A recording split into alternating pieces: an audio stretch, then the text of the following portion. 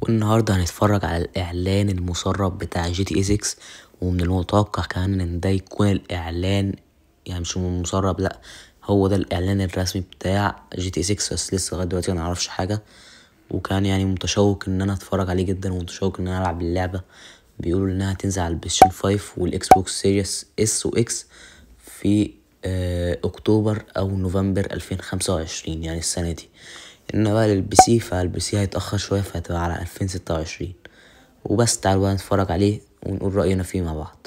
محدثكم نادر سيف الدين من أسخن منطقة على وجه الأرض. الجو حار مشمس، حرارة حارقة، وينهال علينا عرق الشعوب التي تعيش في هذا الحر.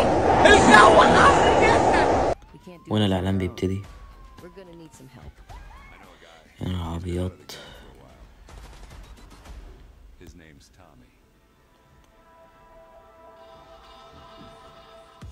شكله حلو، يعني مش وحش.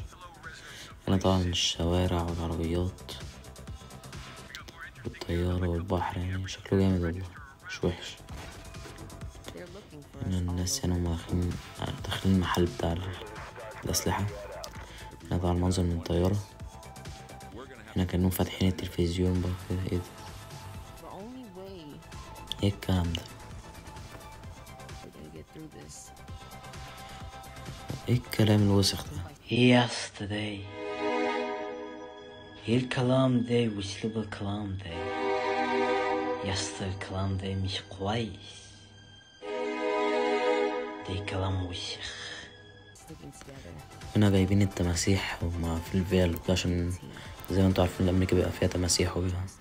ايه ده؟ منتج اهو. لا لا يا باولو منتج يا باولو. تمام، ولا كأن أي حاجة حصلت. هنا طبعا طيارات، طيارة الهليكوبتر. وهنا الناس اللي هما المافيا وقاعدين في الشارع وكده. هنا البحر. والله العظيم إعلان توب التوب يعني.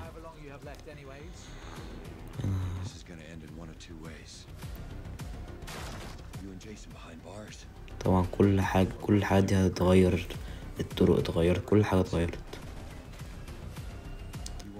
كله اتغير.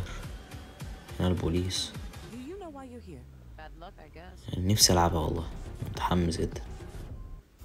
وبس، وبكده يبقى الإعلان خلص، ويعني مستني بفارغ الصبر إن اللعبة تنزل عشان نلعبها. وطبعا هنكون من أوائل الناس اللي يلعبها بإذن الله.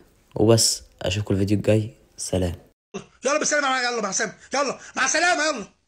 عشان أنا كل مرة أقول لك ما تردش، أقول لك أنت ترد عليا إزاي.